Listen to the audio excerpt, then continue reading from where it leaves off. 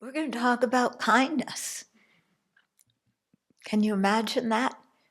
In the middle of a war where wars are based on anything but kindness, but where the people who want to fight the wars think that they're being kind. Yeah, it's much more important, and it, in many ways, is easier, and in other ways more difficult to talk about it when there's war happening. And especially, if the wars, if you have friends living in those areas. Yeah. So I have friends in Russia, I have friends in Ukraine, I have friends in Israel. I met some Palestinians when I was in Israel. I don't know where they are now. I visited the Gaza. So these things are, they're not just halfway around the world, all those other people, we'll just let them fight it out and figure it out. Yeah, my brother-in-law has, part of his family is in Israel. So some of them are in Tel Aviv, where it's getting bombed. Some are in the West Bank, which so far is, it's not like Gaza, yeah. But who knows what will happen with this crazy war.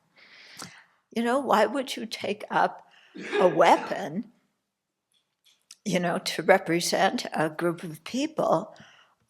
It's because, well, some people say it's their duty, it's their responsibility. And, this is my group, and I have to defend it and protect it. And so this is my way of showing kindness. Yeah. The thing is that it's showing kindness to one group, but what about the other group? Yeah. And that's what's always forgotten, is what about the other group? What are they experiencing? And that's what we have to think about. Yeah, it's not just our group, is it? We have to consider the effect of our actions on everybody, yeah, and as well on ourselves, not just our group. I remember the first Dharma course I went to, my teacher said, he commented how human beings are so much like dogs, or when you're nice to them, they love you. When you're a stranger, they bark at you and bite you. Okay, in other words, help your friends, harm your enemies. And I was so shocked when I heard him say that. Oh yeah, enemies help their friends and harm their enemies. And then he said, it's the same with human beings. Oh, he's right. He's right. But we don't think that way. Somehow we think our helping friends and harming enemies is very noble. Isn't it? It's very noble. I am sacrificing myself for the benefit of others, and creating a lot of terror in the process. Actually, I didn't intend to start this talk that way, but, this has been on my mind, so it came out of my mouth. What I like to start things with is a few minutes of just watching our breath, letting the mind calm down, and then cultivating a good motivation for the talk. So let's try that, okay? So we're just watching our breath without judging your breath. There's no good breath and no bad breath. except for what they tell you on TV. Okay, there's just breathing. And so just pay attention to that breathing without judging. If you get distracted, bring your attention back home to the breath.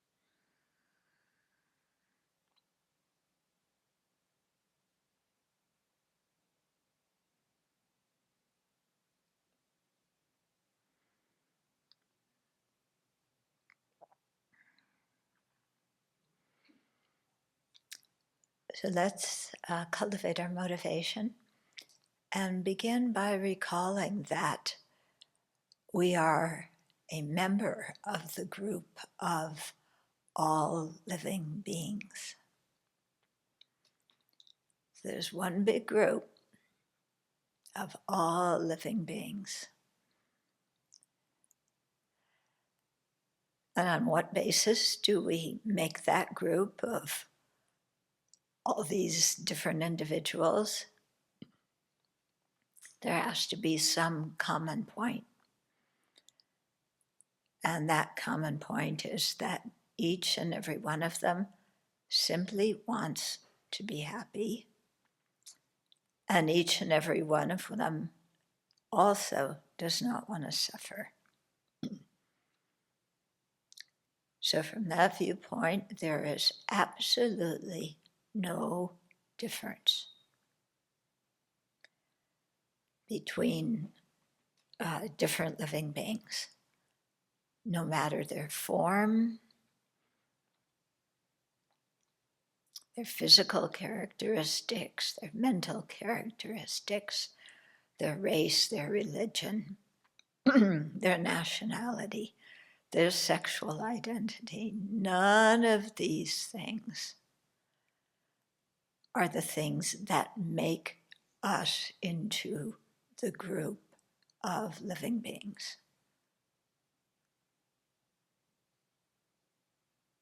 The common point is the wish for happiness, the wish to be free of suffering.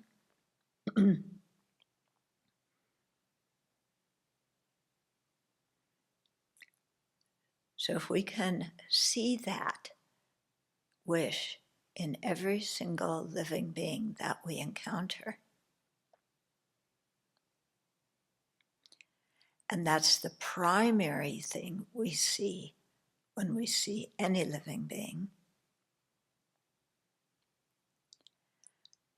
then it dawns on us that there's no friends and dear ones, there's no enemies and hateful ones, and there's no strangers either.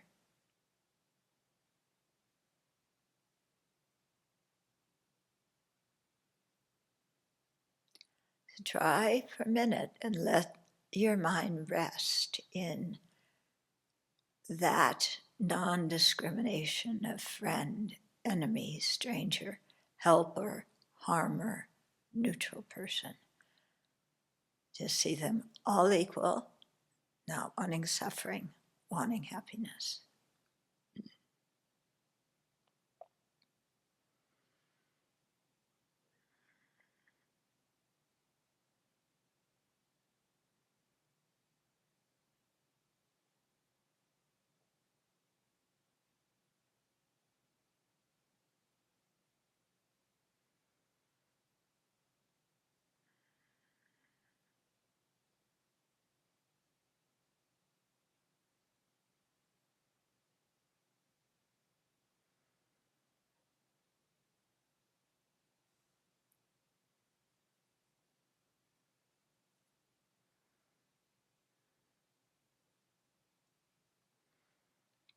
And then consider that being in this large group of all living beings, we're dependent on others. They produce our food, build the buildings we live in, make the roads we drive on, teach us everything that we know,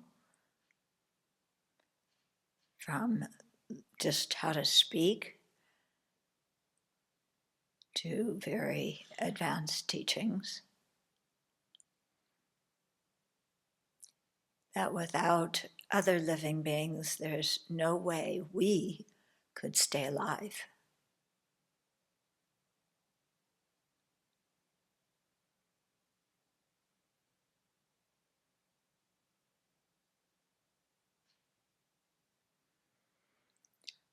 So given that, doesn't it make more sense to help each other?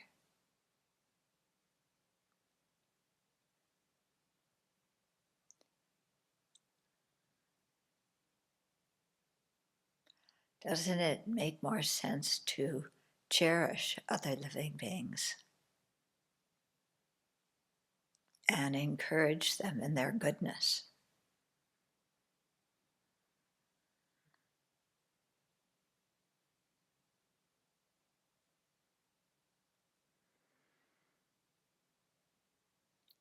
Doesn't it make more sense to have tolerance instead of revenge?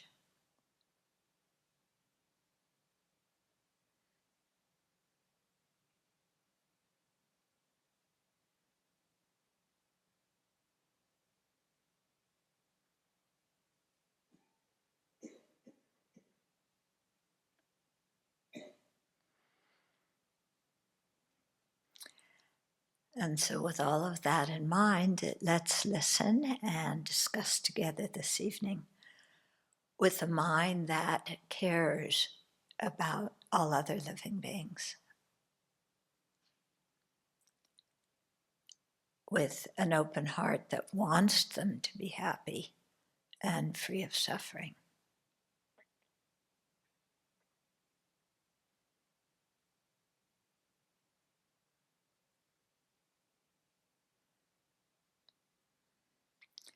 And let's also try to make ourselves more capable of giving others happiness and protecting them from suffering, not by harming physical enemies,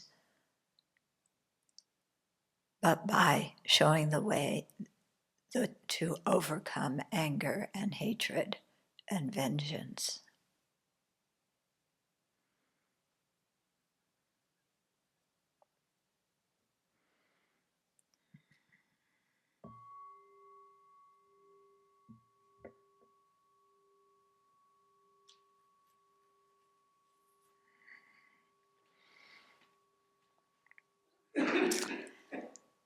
So in Buddhism, we do talk about enemies. Okay. Who is the enemy? Yeah, ignorance. The ignorance in our own minds, not in other people's minds, the ignorance in our own minds that misunderstands how things exist and invents this notion of a real solid I that is more important than anybody else.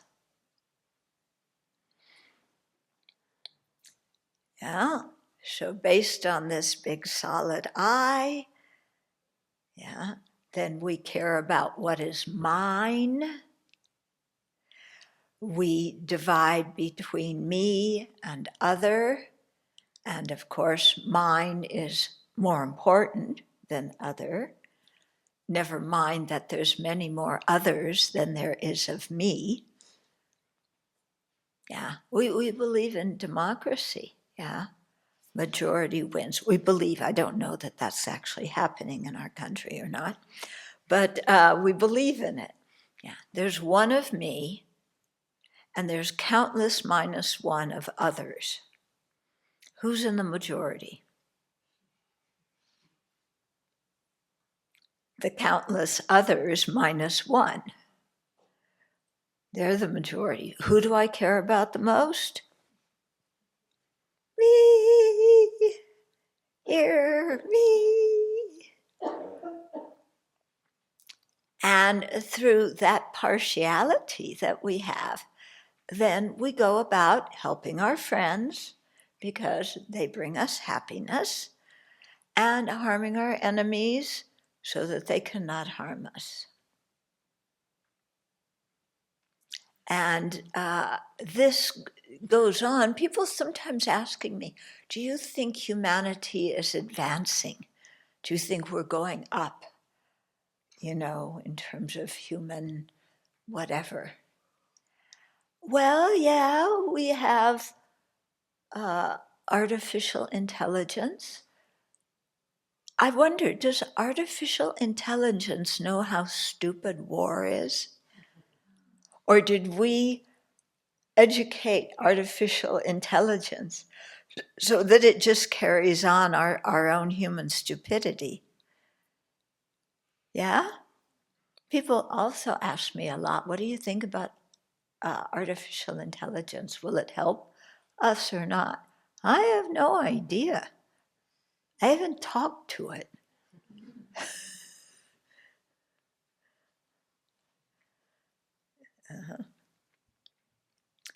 But, are we advancing as human beings? We have much better ways to hurt each other, much more efficient ways of killing. Yeah? I mean, look, with a drone, all you need to do is pretend you're in kindergarten and launch a drone, and it goes flying in the sky and it goes kill somebody. You don't even have to look at them or realize what you did. But is the mind behind that killing any different than when you had to go to war and actually look in the face of another human being before you stab them? The mind's the same, isn't it? Yeah, the mind's the same. Why do we think we are so advanced now?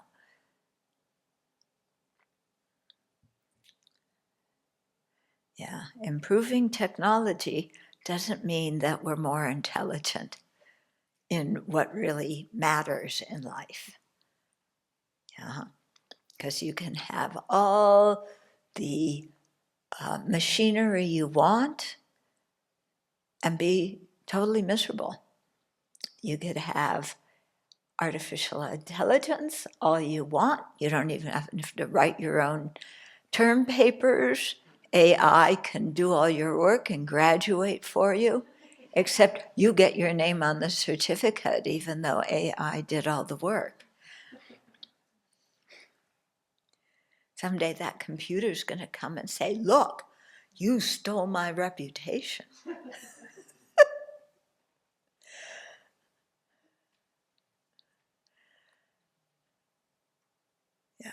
You can have so much stuff and be totally miserable. Yeah. Human beings can go to the moon. So what?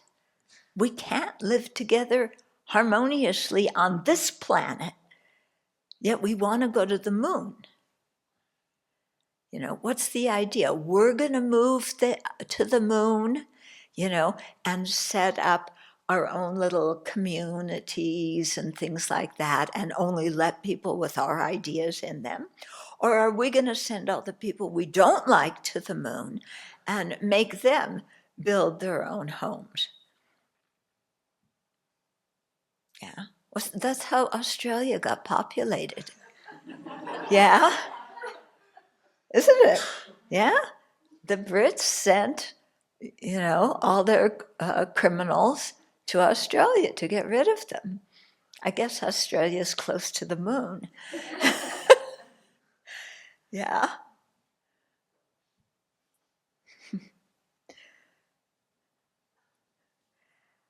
So if you really look, you know, we human beings are so often our own worst enemy.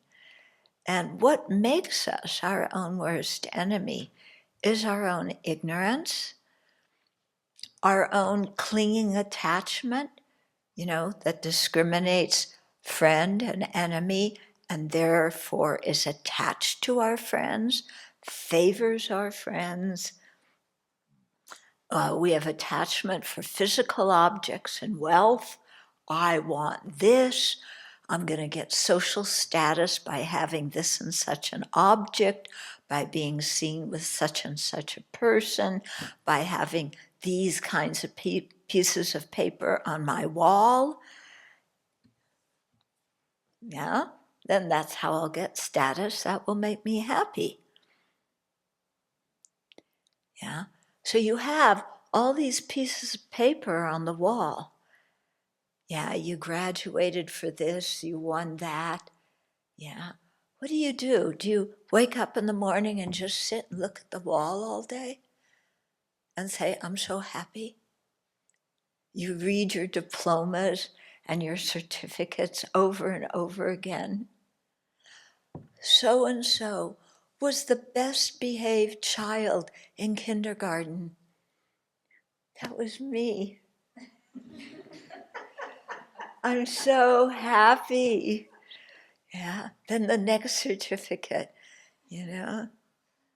Oh, yeah, so and so graduated with a PhD in quantum mathematics. Yeah. How do you even spell that? Oh, that's me. Forget how to spell it. It's me.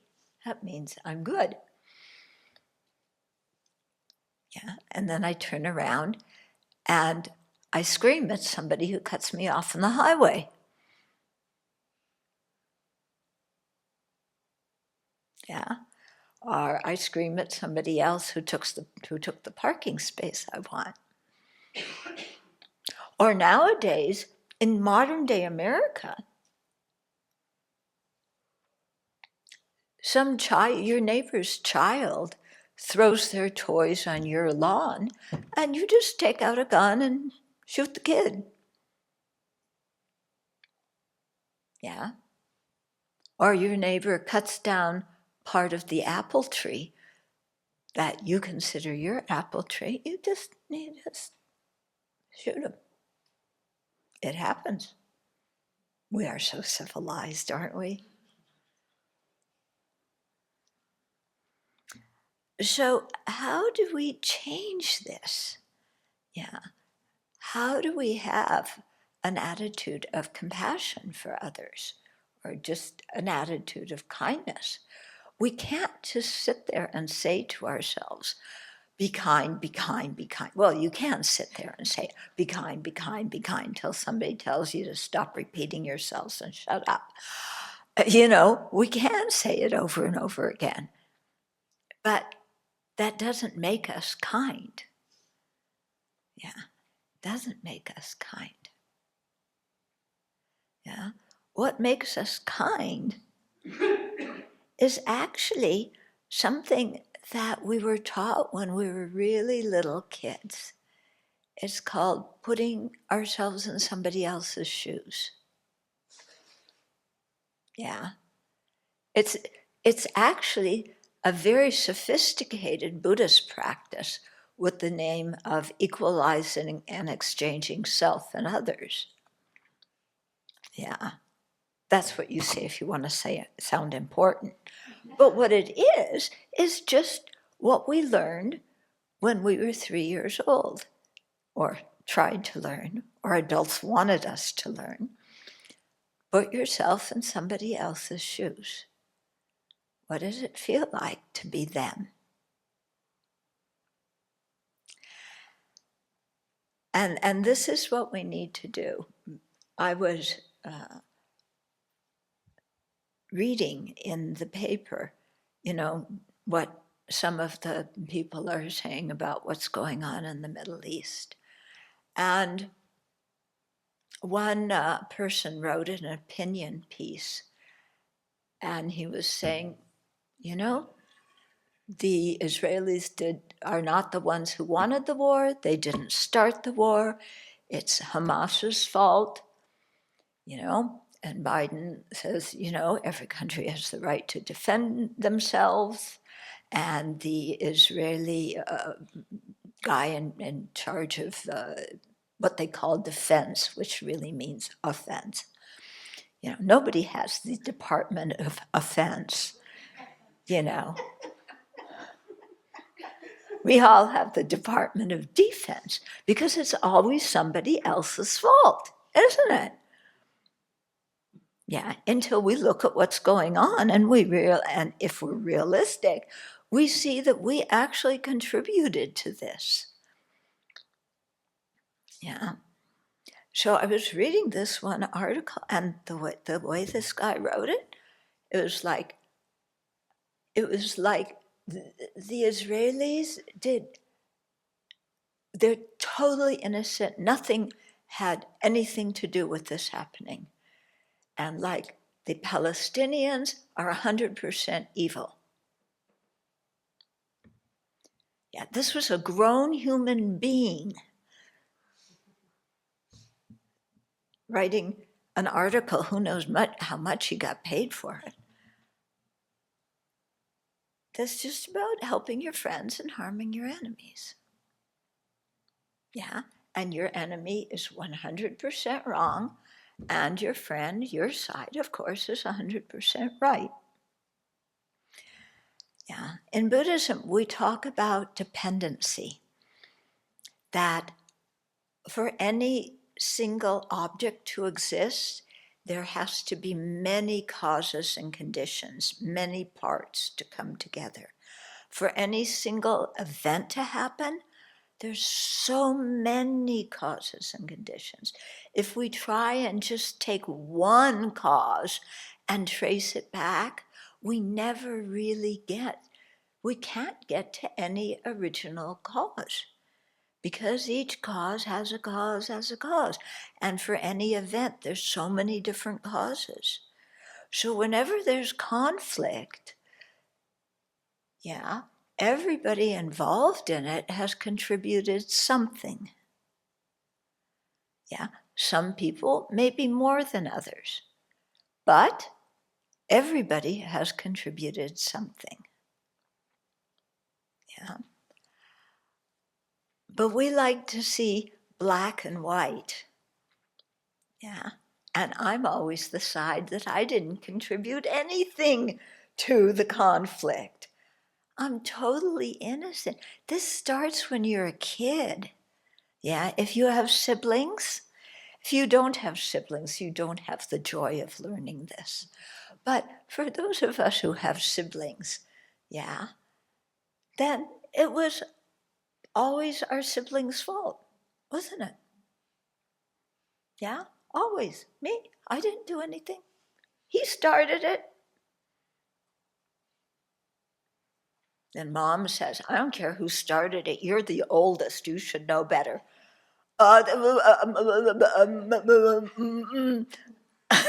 No, he started it, and he not only started it, but he did this and this and this and this and this and this. He's the guilty one. Punish him. No, kiddo, I know your tricks. Yeah.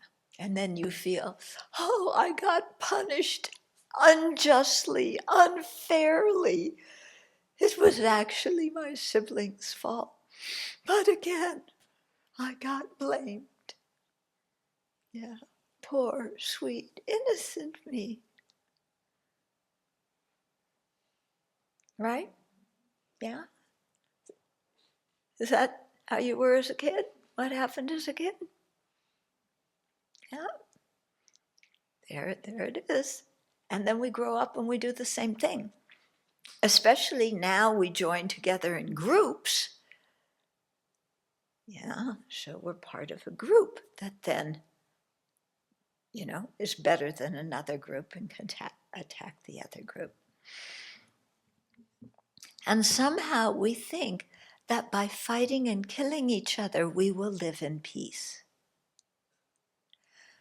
I grew up during the Vietnam War, and I don't know if when they did the lottery, I never checked my birth date to see that if I had been a man, if I would have been drafted or not.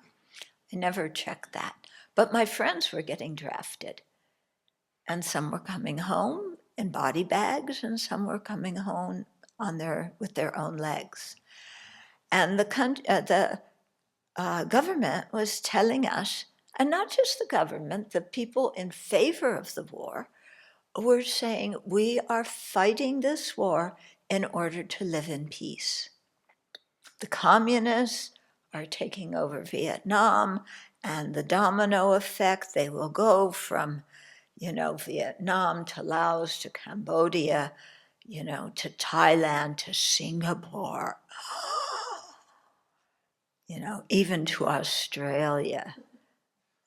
They'll just, the domino effect, yeah? So we have to stop the communists now. So we just have to kill them. Then there aren't any communists. Then we can live in peace.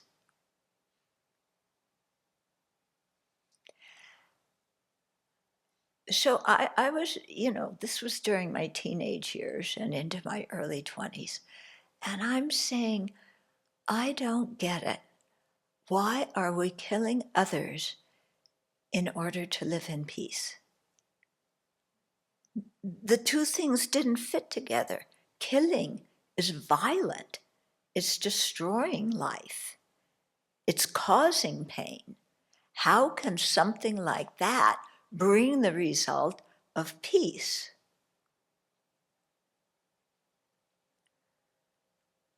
Yeah, it made no sense to me. And it still doesn't make any sense to me. But when I encountered Buddhism talking about how we're dependent on all other living beings and how we are all the same in wanting happiness and not wanting suffering, and therefore it's important to cultivate a heart that cares about everybody and to work for the benefit of everybody as much as you can. When I heard teachings like that, I said, oh, that makes sense. And what made even more sense is they didn't say, be kind, be kind, be kind, be kind. They said, think about this, then think about this, then this, this, this. There was a whole path of things to think about that will lead you to the conclusion of, I want to be of benefit to others. And in the process of going from where we are now, thinking about me, I, my, and mine, to getting to I want to benefit others, we have to give up some of our wrong ideas. Yeah. Now you would think that giving up wrong ideas would be easy. They're only ideas. They aren't made of steel and concrete. They're just ideas floating in a mind. They're not physical. Even your mind isn't physical. You would think that it would be easy, just change the idea, throw that one out, substitute another one. Yeah, you'd think. Actually, it's incredibly difficult to change our ideas. Yeah, because we, believe in something, and what we believe in becomes part of who I am. And if we don't believe in that anymore, we're not going to be a member of this group. These people are not going to like us. We won't be accepted. And we all want to be accepted and belong in some group or another. Yeah. So it's scary to change what you think. Yeah. But if you look, what do we think? Harming our enemies will make it so that we can live in peace. We just get rid of them. Yeah. So and you look at what's going on between Hamas and Israel, and both sides are saying the same thing. Yeah. The Israeli defense people are saying no bars hold, no restraint. Yeah. You go out because they're mobilizing. Yeah. What was it, 300,000 people? Or I don't know, some incredible number. They're mobilizing reserves. Does anybody know the exact number? It was a huge number. Yeah. And the idea is, you go out and you destroy the enemy. Yeah. But Hamas is thinking the exact same way. Yeah. So Hamas is lobbing rockets. Yeah. And Israel's lobbing rockets. Yeah. What's been shocking in this whole thing is that Hamas has had so many rockets and so many guns and is so well organized. Yeah. In the past, Hamas has been angry. They throw every so often, they zoom some rockets over to Israel, but they, and then Israel zooms some rockets back. Yeah. And, and so they do that for a while and then they stop. Yeah. But now each side is saying, we're going to destroy you. Yeah. Israel's saying, Gaza will never be the same. Hamas, different Arabs in some other countries are saying, they're shouting the slogan, you're our cannon, we're the bullets, and destroy Israel. Okay? And that's what Hamas was trying to do. And that's what was so shocking about the attack, was that they were sending actual people and there was actual fighting in Israel. Previously, before, there's only rockets. You have a safe room in your house. Every so often in towns, there's a concrete building. So if you're out shopping and the siren goes out, you can just go into that concrete building and hang out there until it's safe again.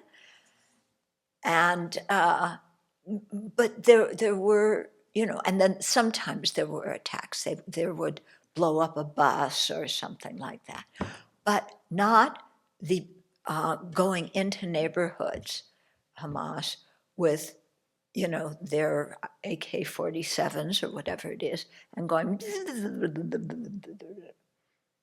whoever they come in contact with. Yeah.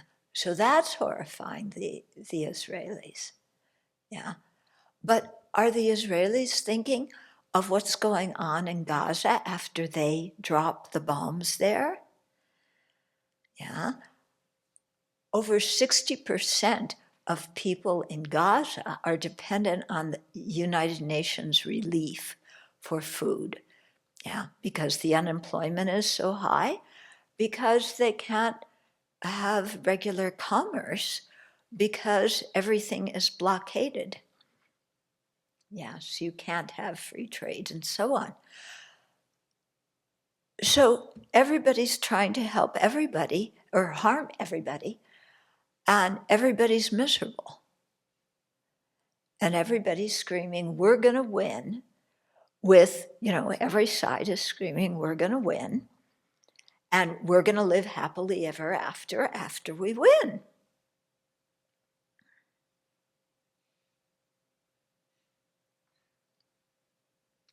Yeah? Is that what happens after wars? Yeah? Is that what happens? Not just to the losers or the winners. Yeah, it doesn't matter if you win or lose in a war. Everybody's suffering. Everybody has people killed and loved ones. Yeah, I started to tell you before, my brother-in-law has family there. So they know people who have been killed. They know people who have been called up to service.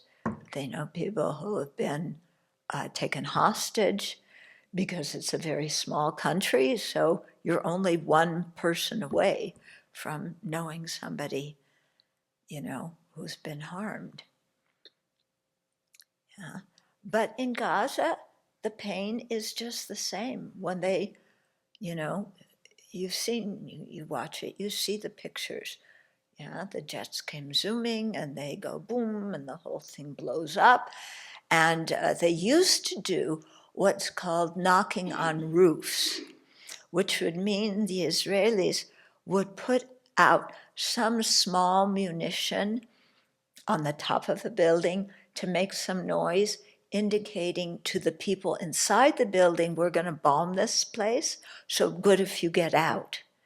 So that was called saving lives. Yeah, so they would do that. Then they would bomb the whole building. Could be somebody's home, could be their business, total thing blown up. This war, they aren't doing that. They aren't knocking on roofs that way.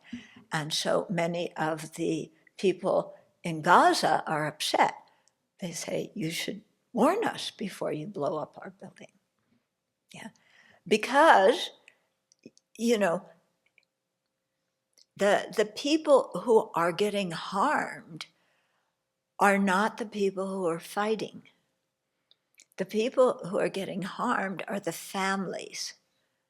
Yeah, the people who are fighting are the people who live in the underground system that Hamas has established so that they can move about freely without anybody knowing where they are, who they are, or where all their weapons and so on are. Yeah. So people aren't even killing the exact people that are harming them. They're killing the families of those people. Yeah. I mean, the whole thing is totally insane. Okay, so I think everybody can understand that. But what happens when we bring it to a personal level and we start looking at the people we hold a grudge against? Yeah. So it's not an all-out war. Maybe, we don't have a gun. We're not going to go kill them. But we do everything we can possibly do to make them miserable because we hate them. Why do we hate them? Well, if you live in some countries, yeah, and now every country has mixed population. There aren't any countries left where everybody in the country is the same religion and the same race. Yeah, now every country has mixed races, mixed religions and so on. But, as soon as we say, well, you're different than me, yeah, so you're dangerous. Not, you're the same as me, you want to be happy and not suffer. Yeah, we could look at every single other living being with eyes of suspicion. What are you going to do to me? Are you a friend? Are you an enemy? Are you going to harm me? I don't trust you. I've had bad experience before. Yeah, I better get ready and protect myself. And if you do anything to harm me, I'm going to retaliate, and I will never speak to you again as long as I live. And if you grow up in a country where there's been warfare between the different tribes or groups or religions or whatever it is, then that hatred is passed down from one generation to the other. Okay, so in Yugoslavia, you can remember Yugoslavia used to be one country. I went to it when it was one country. Yeah, I don't know how many countries it is now. Yeah, there's Serbia, Croatia, what else? What?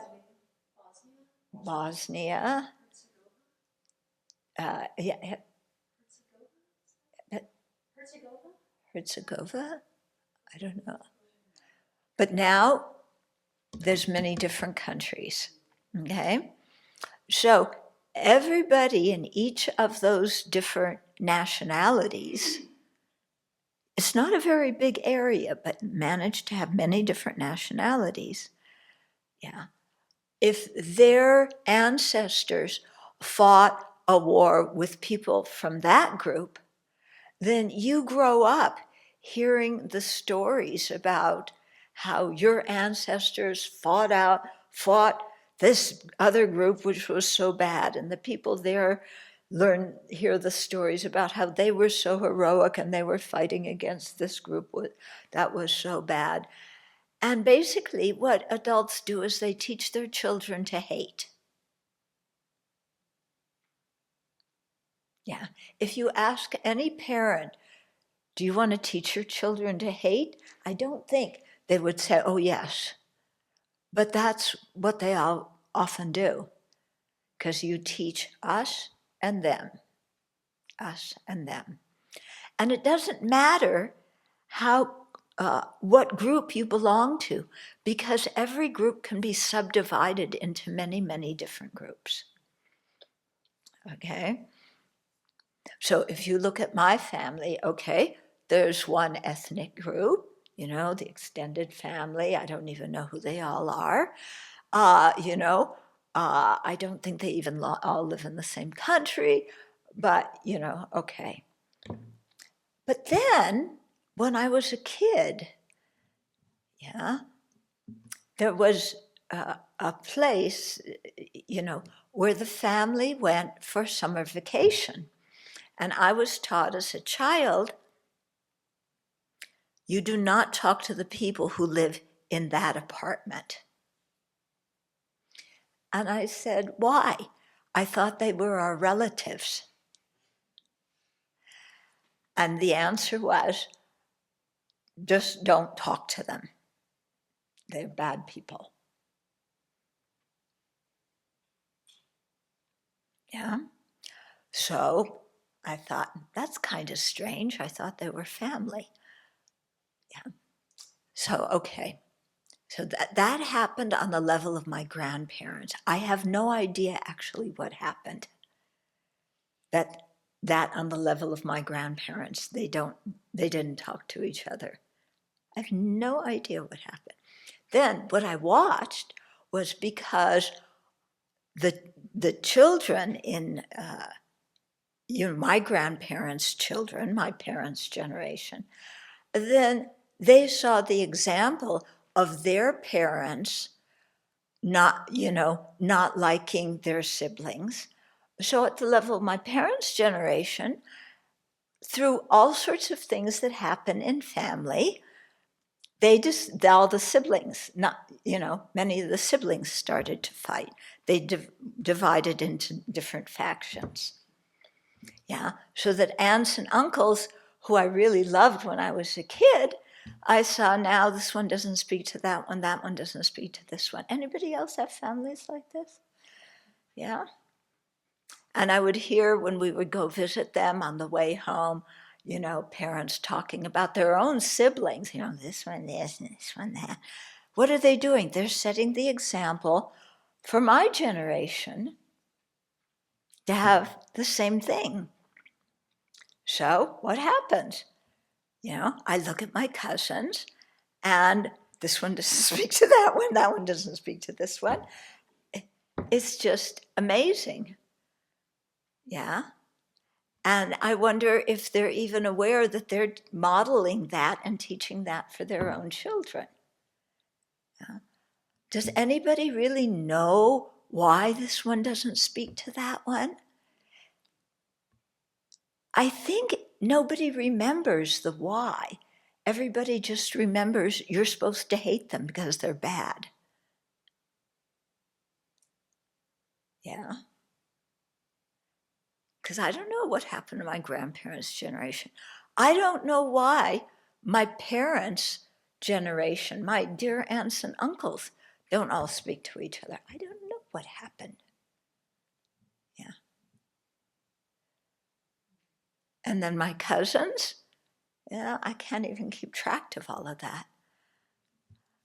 But what I'm getting at is all this discord and all the pain from the discord comes because we're thinking of ourselves as foremost and not doing the simple thing of putting ourselves in other people's shoes. It would be so easy in the Israeli-Hamas conflict if people put each other in each other's shoes, because the same thing is happening to both sides, especially with the bombing. Well, they're both getting bombed. The Israelis have more defenses than the Palestinians have, because Palestinians are 2 million people squashed in a very small place, living in poverty. They don't have, the bunkers and so on that the Israelis do. Yeah. But each side, you look at the pictures of what's going on each side, and I really like when the news agencies show one picture from one side and then in the other picture from the other side and the other one from here, and they go back and forth. And you see that any bombed out building, the ones in Gaza, the ones in Israel, the ones in Ukraine, a bombed out building, you can't tell what country it's in unless some insignia is there. But if it's just the rubble, all bombed out buildings look exactly the same and you can't even tell what country. Yeah. The only thing that makes you tell is when you see the dresses that the people in these pictures are wearing. The expressions on their faces are the same. Everybody is either sobbing and screaming out of horror and sorrow, or they're angry and their mouths are open, screaming with anger. So it's interesting, isn't it? The bombed out buildings are the same. The faces of the people are the same. The experiences are the same. The only thing that's different is the kind of clothes you're wearing. Except now they wear jeans in Israel and in Gaza.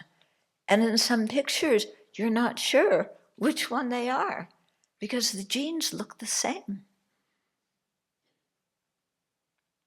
Yeah? And both sides are living in terror, in fear, in grief, in sorrow. Yeah? So again, we're coming to all sentient beings are the same. Yeah? What's the difference? Yeah, between a mother on this side and a mother on that side, both sobbing because their children have been killed. Yeah, there's no difference. Except when we create ideas like they're evil, no, they're evil, no, they're evil, they're evil. Yeah. But both sides are kind of doing the same thing in terms of the rockets. Yeah. The Hamas sent actual soldiers, whatever, terrorists, whatever you call them, sent people in to Israeli territory. Now the Israelis are planning to do the same, except they have more firepower. Yeah. One of my friends, because in Israel, everybody, men and women alike, go into the army. So one of my friends was telling me when he was in the army, I forget what year it was, some years ago, there was another intifada with, and so he was in the Israeli army. They had to go into Gaza and go door to door into people's homes to see if there were terrorists there. Yeah. And he was telling me, that's what you have to do. You have to kick in the door and stomp in and scream and make the people afraid and say, where's the terrorist? Where's this? Where's that? And then go through their house and look for people. Most of the time you don't find anybody. Yeah, you leave, and of course everybody in the house was like, yeah. He didn't enjoy doing that. That was not fun. He didn't like being in the army. Yeah. Can you imagine having to do that? Go into other people's homes and cause them that much pain and fear? Some people will say, oh yes, it's so good. I feel so powerful. I'm protecting my country and I have power and I'm smashing these enemies. But we all have to live with ourselves afterwards, don't we? That's the thing. When we go to sleep at night, we're with ourselves, and we have to be able to make sense of our actions. Yeah. So everybody on the outside can call us hearers. Everybody can tell us we're right. But inside, when we harm others, I don't think that there's a very good feeling that remains. Now, some people may cover it up. We have one magnificent example of that in this country. I won't name who. Yeah, who delights at causing strife and fear and hatred. Yeah. But I still think, maybe I'm naive, but I still think somewhere in that person's heart, they don't feel good about what they're doing. Yeah. So what other people think of us doesn't really matter, because we're the ones who have to live with ourselves. Yeah.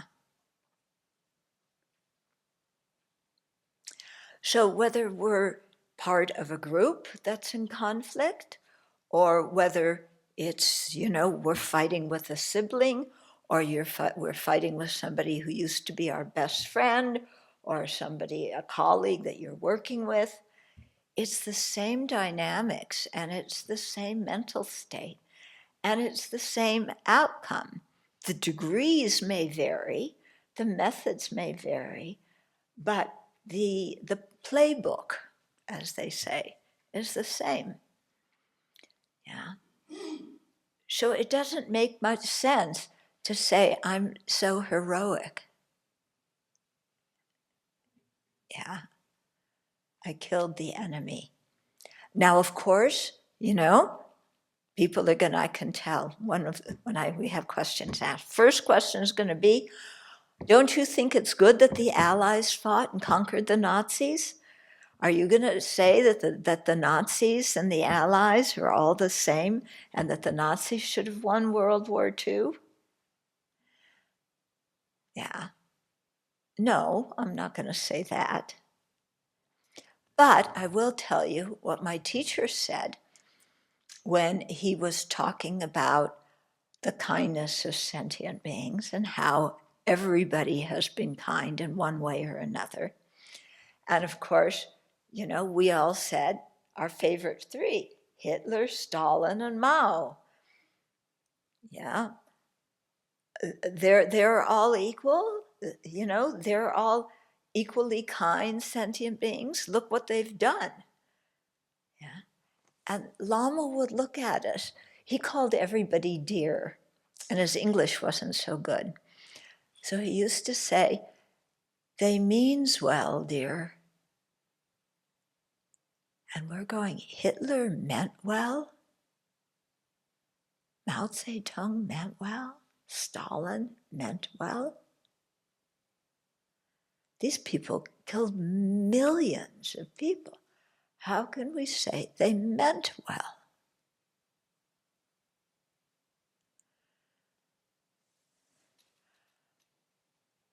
Well, basically, they were trying to be happy and they don't know what the causes of happiness are and what the causes of suffering are. And so they just did, followed their ideas, followed their emotions, that said, if I destroy the people who seem to be harming me, then I'll live in peace. When the real enemy is our own ignorance, anger, and attachment. That doesn't mean we should kill ourselves. It means that we should do something with our ignorance, anger, and attachment, to banish those mental states, to apply the antidotes to those mental states. Yeah. Because otherwise you put us in a situation like Hitler, Stalin, whoever, we might even act the same way. Yeah. Some of you listening to the talk are probably too young to remember the Rodney King episode. Okay? So Rodney King was an African-American citizen who was driving on the highway. I don't know what he did or how this started, but as with most things, how it started doesn't even matter at the end of the game. But the police were chasing him, a car race, all through the Los Angeles, in and out of different Los Angeles highways. And at one point, his car, I don't know, they stopped the car or his car crashed or something, and they dragged him out and the police beat him to a pulp. Okay. After that, okay, there was so much discord in Los Angeles because the African Americans said you killed one of ours.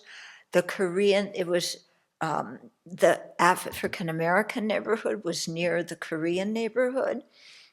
And then there was the white neighborhood. And,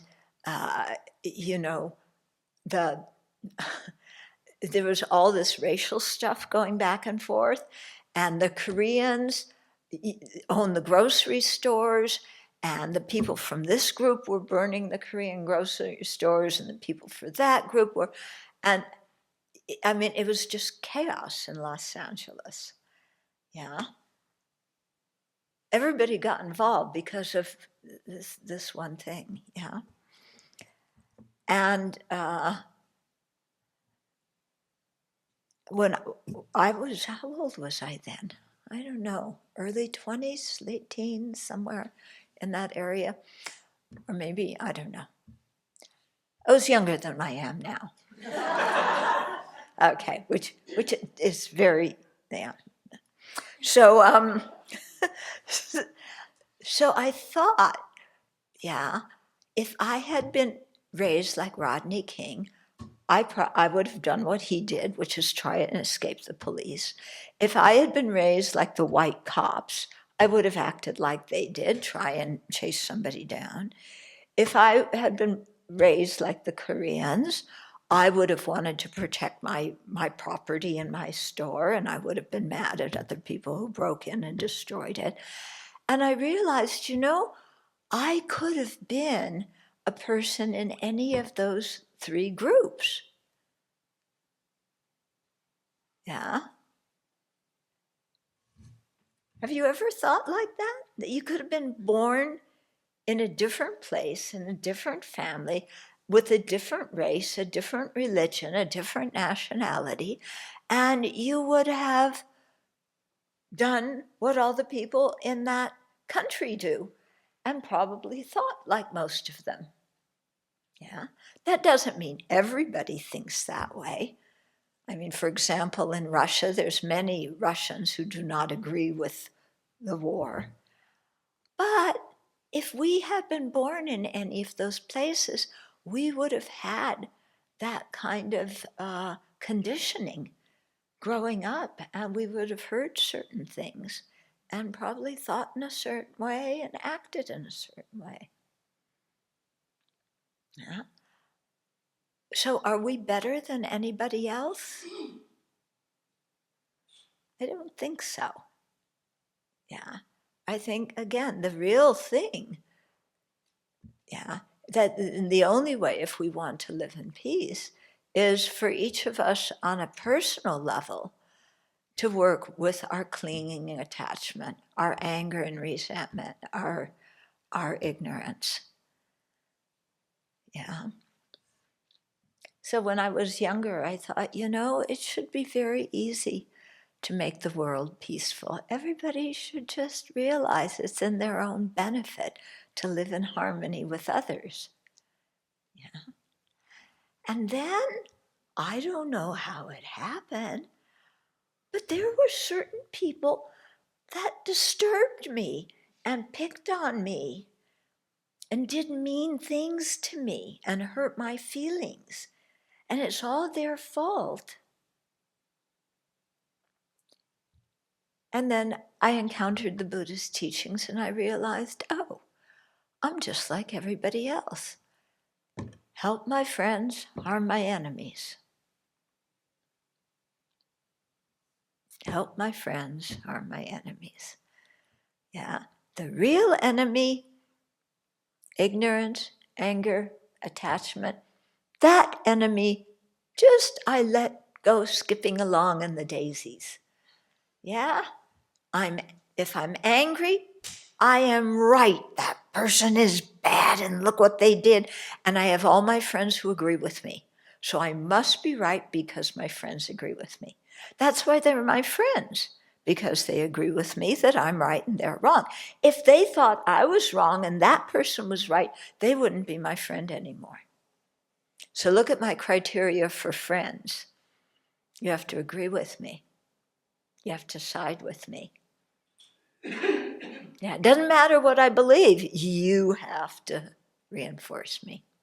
Otherwise, you're not going to be my friend anymore. I mean, this is the way ordinary people think. If you're a spiritual practitioner, when somebody points out to you, yeah, that you have some faults or that you've made some mistakes, if you're a spiritual practitioner, you say, thank you very much for telling me that. Okay? So then we have to ask ourselves, are we spiritual practitioners or am I just like everybody else? Yeah, the new mudra of it's their fault. Not my fault, their fault. Yeah, I didn't contribute anything. I'm sweet and innocent. Yeah, they're disturbed by something I did. I didn't mean any harm. Well, I didn't mean a great deal of harm. I just needed to make my point. Yeah, my point wasn't really very bad. But when they act like that from somebody else, with somebody else, for their own benefit, with compassion, I should tell them that they started it all and they're mean idiots. Right?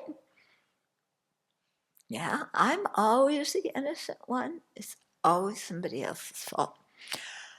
So I'm not saying blame ourselves. The antidote isn't to say, oh, it's my fault, everything's my fault. I have so much ignorance, anger, and hatred. I'm such a bad person. Yeah. It's just another way of making ourselves important. Instead of being the best one, we are the worst one, but somehow I stand out from everybody else. And I am so powerful that I can make everything go wrong. Okay, no, I'm not saying that that's the antidote. The antidote is just looking when we're angry, and saying, well, there's many antidotes to anger. Yeah, you can read Working with Anger, Healing Anger. You can look at one of these books, very good antidotes. But when we get angry, just stop and just say, how does this look from the other person's viewpoint? Yeah. Oh, I know what they felt. I know their motivation. You did? Did you ask them what their motivation is? No, but I can read other people's minds. Yeah, right. Yeah. So just see, how does this situation look from somebody else's viewpoint instead of being so stuck in our viewpoint? Yeah. But boy, we get stuck, don't we? Yeah. But if we just stop, just look, what does this situation look like from the other person's viewpoint? It's fascinating what you discover. Yeah. One of my big aha moments, again, this happened after I met Buddhism, not when I was a teenager. But, as a teenager, what do? You think your parents are trying to control you. Yeah, that kind of, yeah. I mean, when you're 16, you are almost omniscient. And you can make your own decisions. You know how to live your life. You don't need your parents for anything except to give you some money and to do the laundry when you go visit them. Aside from that, you don't need them. Okay? You're an independent adult.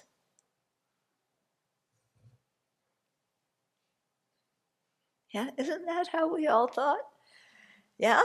And so my parents are trying to control me. They're not seeing that I'm an intelligent adult who's autonomous and I should be able to make my own decisions.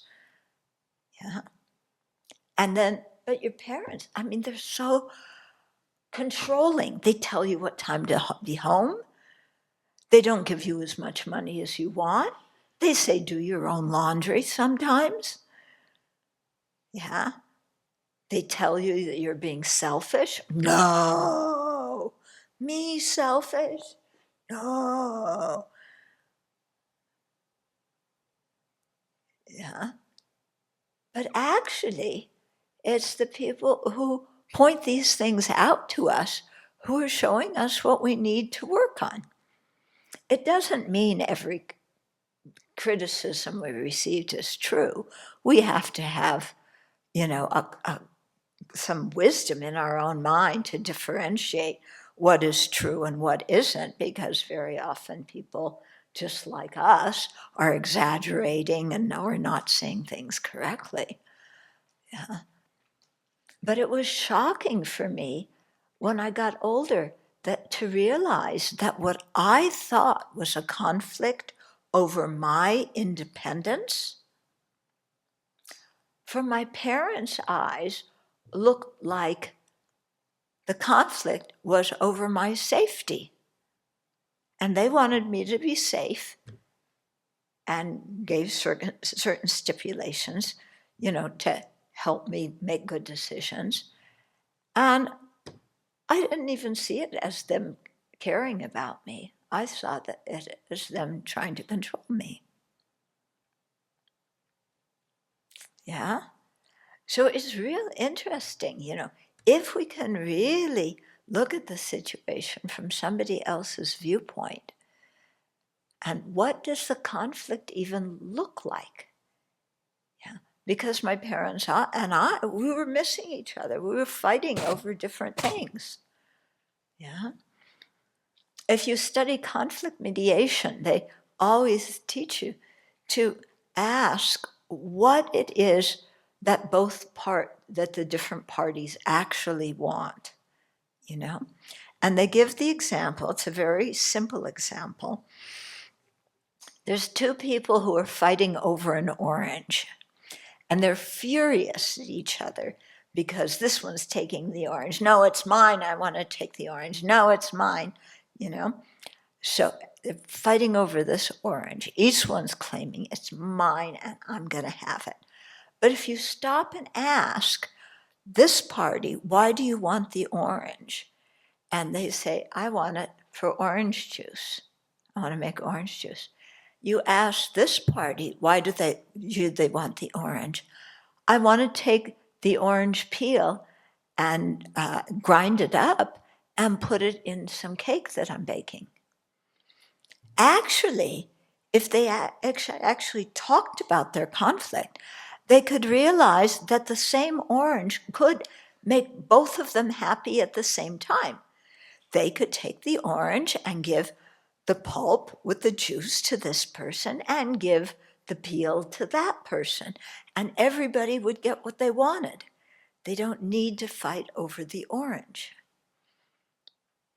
And so to look at how many conflicts are we in when if we actually communicated, we could find a solution that's amenable to everybody. Yeah. And also in conflicts, you may start fighting over a material thing, but then actually the topic of the conflict changes to how you're communicating. Okay, so it may originally start over, who wants the orange or who deserves the orange, but then this person gets really mad and says, you're always being the selfish one, taking what I want. And that person says, no, you're the person who's demanding everything and you get it and then won't even share it. And then the conflict is no longer about the orange. Nobody really cares. Everybody now, they're fighting over who is selfish. Okay.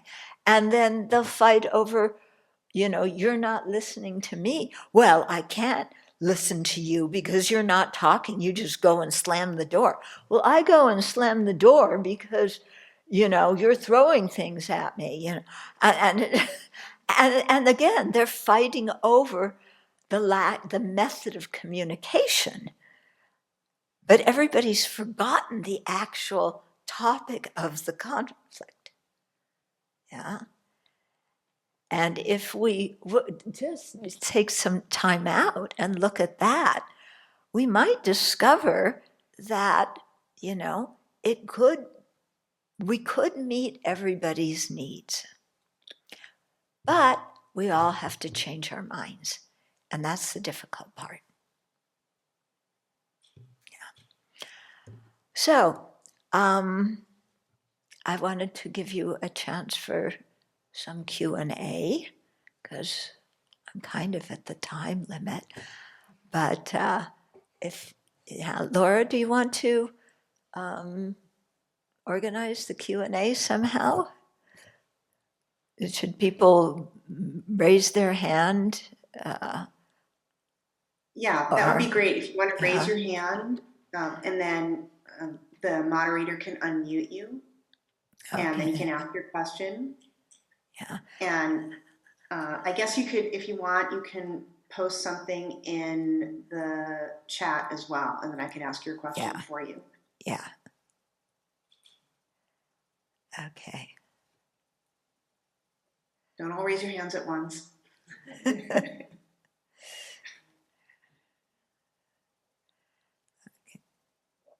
I always find that people are shy for the first couple of minutes, and then we run out of time and everybody has questions. So Yeah. you should ask your questions now. Venerable Chodron, I think. Somebody asked, what was your name?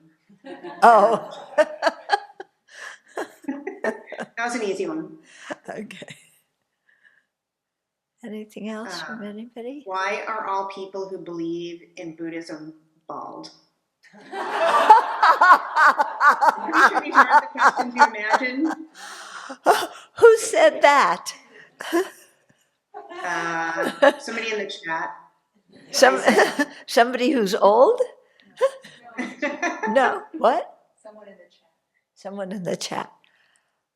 Well, I challenge you. You go do some research and see if all the Buddhists are old.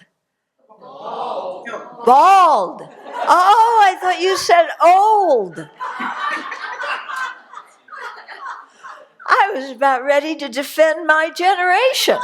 How can you dare say, okay, boomer? You know, who do you think you are? Well, first of all, not all Buddhists are bald, okay? Many of them have hair. But those who choose to be monastics, yeah, as part of our, being a monastic, you dress in a certain way, you have your own uniform, you have your own way of your hair, and so we shave our head. Why? It symbolizes giving up ignorance, anger, and clinging attachment. And it especially symbolizes attachment because our hair is a big object of our attachment, isn't it? How much time and money do you spend fussing over your hair so that you look good? Yeah. This is, you try it. You keep track in 1 week how much time you spend washing your hair, drying your hair, combing your hair, dyeing your hair, trying to get some hair if you don't have any. How much time, how much money do you spend on beauty products for your hair? On time, how much angst do you go through because you're having a bad hair day? Yeah. And your hair, when I was young, you were supposed to have straight blonde hair. That's what all the in kids have. Straight blonde hair. What did I have? Curly dark hair. Who's going to like me with curly dark hair? Yeah. I mean, do you remember being a teenager, some of you? Yeah. Yeah. I know some of you just skipped over that part of your life. But, how much angst we go through looking on our hair. Look at the celebrities. Oh, my goodness. Yeah. You watch in any of these fancy kind of, I don't know. Yeah, gala awards. Is it gala? Anyway, those kind of awards ceremony. Everybody's dressed up. It's like Halloween. No, seriously, you look at the way some of the people comb their hair, it looks like Halloween. It's kind of green on this side and purple on the other side. And some people, the hair is done all sorts of different ways with things in it and all sorts of stuff. They spent the whole day getting dressed and doing their hair and probably paid other people a fortune to make these outrageous clothes that they wear at the gala, that they wear only once, and they're to do their hair and their makeup. And it's not just the women, it's the men. Yeah, the men are coming now in these flowy, fluffy capes and things that are, kind of bright crimson color, and, so all that money just to look good so that you get written up and in a newspaper and somebody takes a picture of you standing on a red carpet. Why a red carpet? I don't know. What's wrong with a green carpet? What's wrong with a yellow carpet? No, it has to be a red carpet. Okay? So that's why we're bald. So that's why we're bald. Exactly. We're trying to get rid of all this attachment and all the nonsense you go through. By the way, your hair is a little bit long. Yeah. And it's more gray on this side than it is on that side. Is that intentional, or are you dyeing your hair? You dyed it. I see. It's this long. Yeah.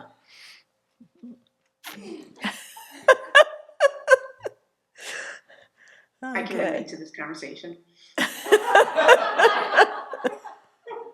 Okay. Now, do you want me to talk about why we all look old? Yeah, some other good questions in here. Okay. So I'm going to kind of combine a few of them. Is there true evil in the world? And maybe how is it's so difficult to put yourself in the shoes of people that are so different or so maybe evil? How do you deal with that? Okay. Is there real evil? What does real evil mean? Tell me what it means. Otherwise, I can't answer the question. Does real evil mean that there's a human being and every single action they do is harmful to others? Is that what evil means? But what about if somebody likes what they did?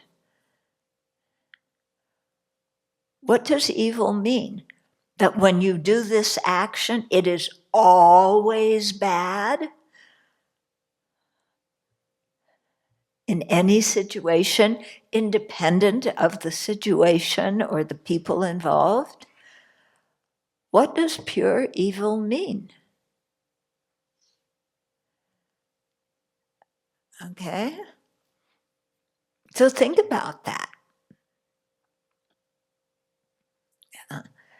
And then the second part was, why is it so hard to to change shoes with people who are so different? Because our minds are trained to look at differences. Yeah. I mean, this is what an education means in many senses. What do you learn from kindergarten? A, B, C, D. Those are different. Yellow, orange, purple, and chartreuse, and scarlet. They are different. You have to be able to tell them. Round, square, oblong, they're different. You have to be able to discriminate them. Yeah, tall and short. Yeah. So this is what a lot of our education is about, is learning to discern different objects. The discerning is not the problem. I mean, if you don't discern different objects, then,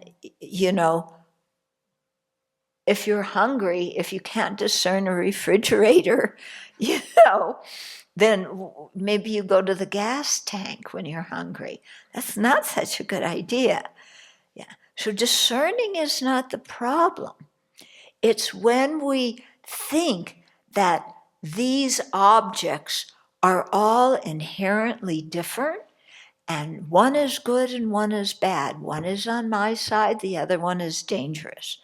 As soon as the I gets involved, not this I, the big I, me, I, my, mine, as soon as that gets involved, our prejudice is right there. Yeah, everything that involves me is more important than everything that involves everybody else.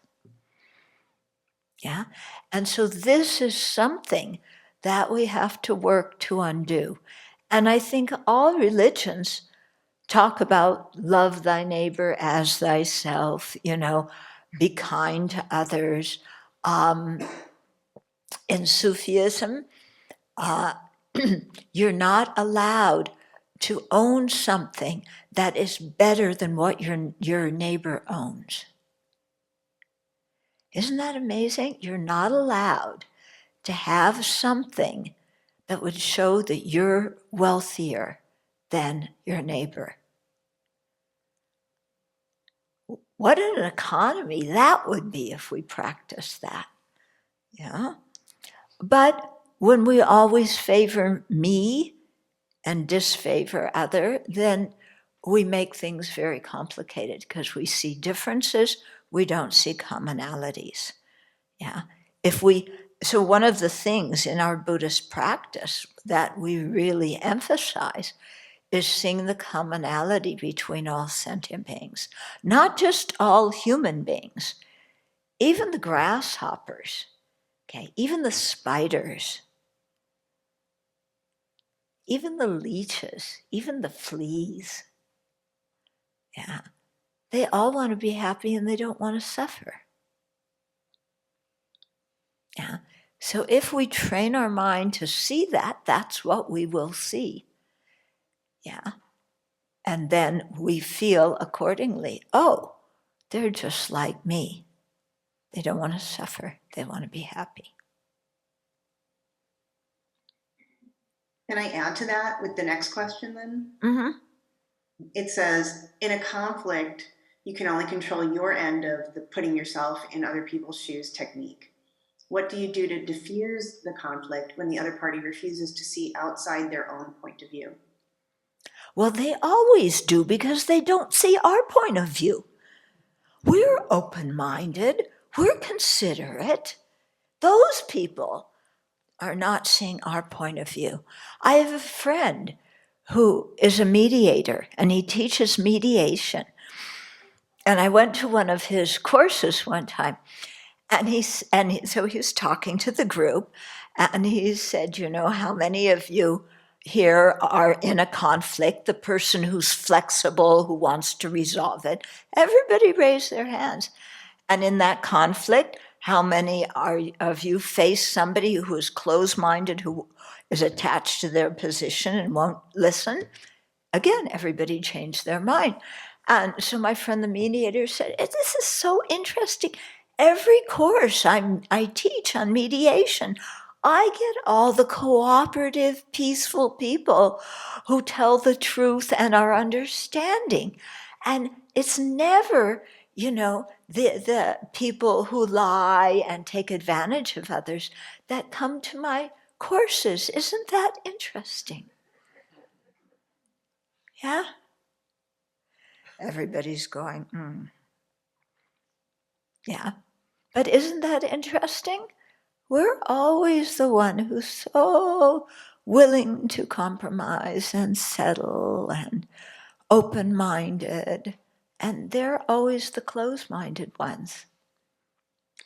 But, it's interesting. Observe your own mind when you're really angry or when you feel really threatened. Yeah.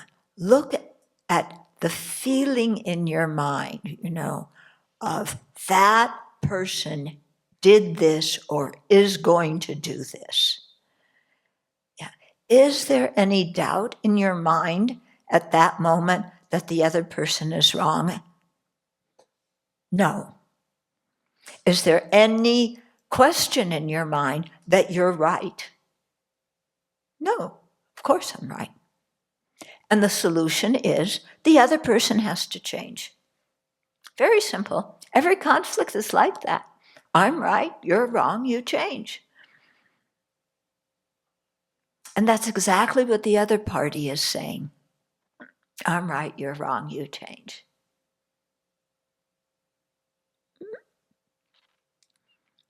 So if we look at our own minds, when we get into something, when we're dug in, do we listen to anything that doesn't agree with us?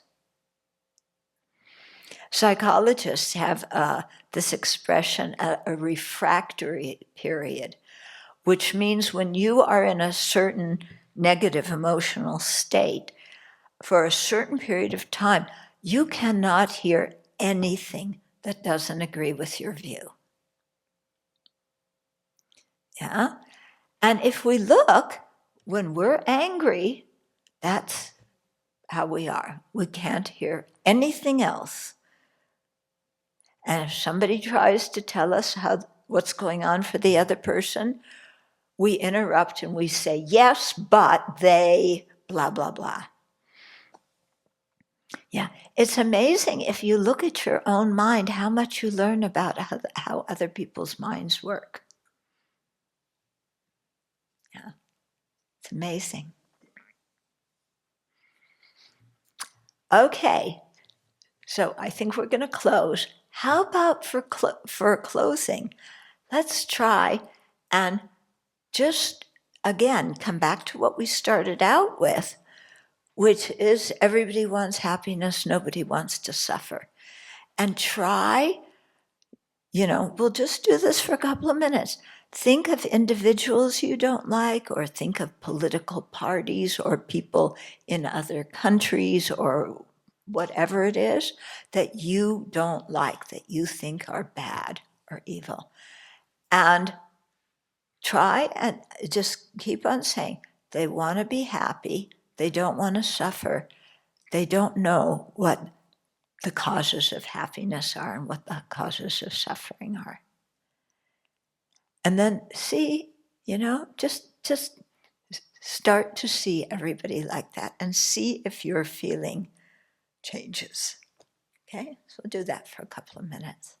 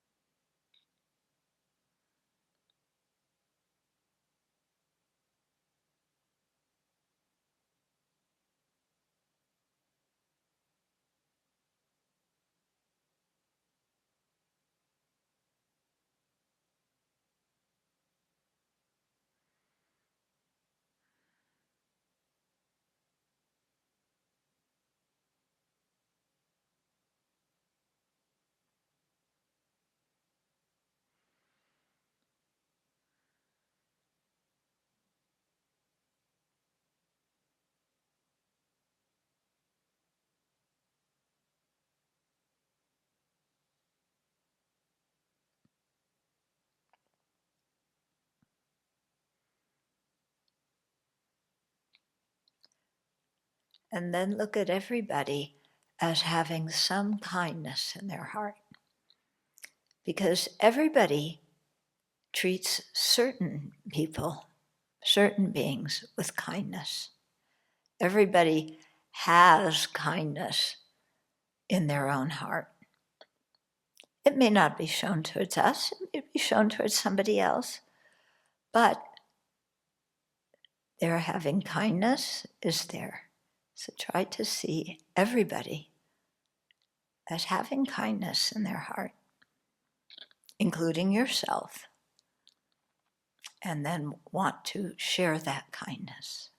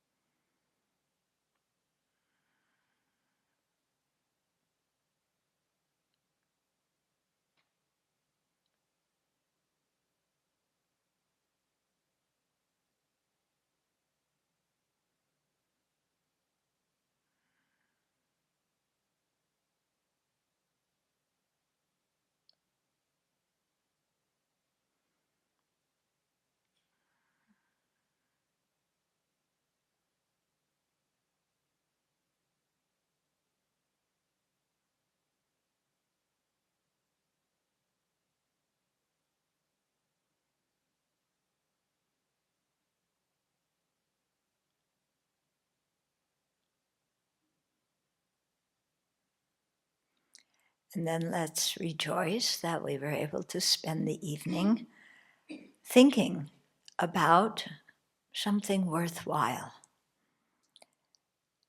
And rejoice that each of us as individuals and as a group really started to change our own mind